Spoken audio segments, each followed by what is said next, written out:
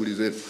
Mimi nisingependa viongozi wa kisiasa wakaingilia utendaji wa shughuli zenu kwa visingizio kwamba wao ni wenyekiti wa kamati za ulinzi na usalama sijui za mikoa na wilaya.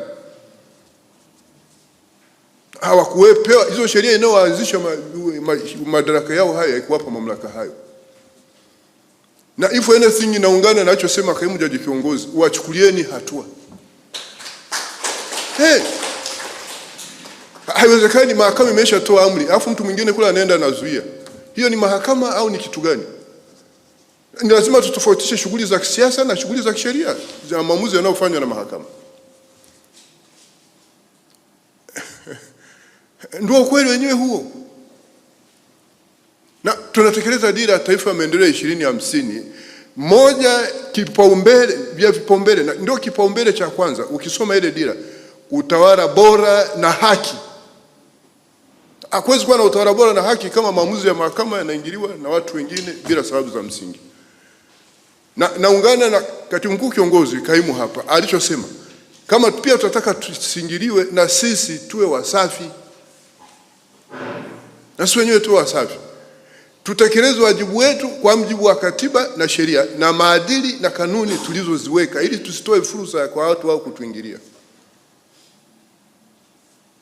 Hilo lizingatieni sana. Lakini cha pili ni uwezo wa kumudu majukumu yenu kwa ufanisi ipasavyo, the competence part of it. Mmeshukuru hapa kwamba chuo cha maendeleo uongozi wa mahakama Lushoto kinatoa mafunzo na yanawasaidia. Moja ya masharti yenu ya kupewa hizi kazi, mnapaswa muwe na uwezo wa kumudu haya majukumu. Watu wanaojua mchakato wa hizi mambo haya mnayoyasimamia. Ndivyo masharti yale yamesemwa. Sasa mlipataje hizo nafasi kama haya mambo mlikuwa mnayajui? Ambao mlikuwa tutawanyang'anya hizi lesoni. Na aliyekuwa anazungumza hapa kaimu jaji kiongozi anamwakilisha jaji kiongozi mwenyewe. Vinginevyo mtakosea.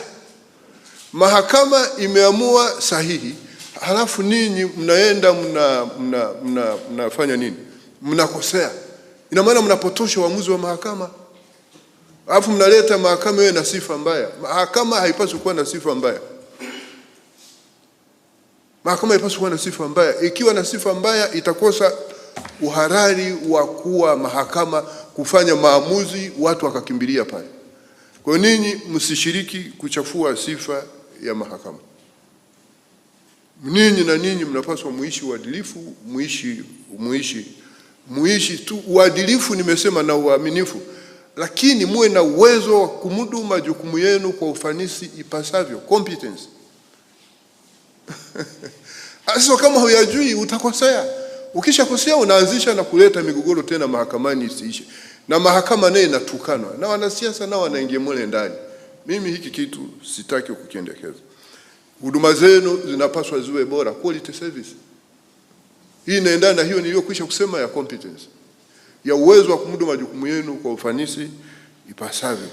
Yaani mtu akikuona anaona kabisa kwamba hapa. Kwa hiyo nadhani na ninyi mna changamoto. Ndio maana mnaruhusu wanasiasa wale wanaingilia kati ninyi bila kuchukua hatua. Sasa mimi kwanza najiuliza, pande zote hizi mara nyingi zinakuwa na wanasheria. Hivyo mwanasheria yule ambaye anaruhusu wale jamaa kuingilia kati amekaa tu hivi anakuwa anafanya nini?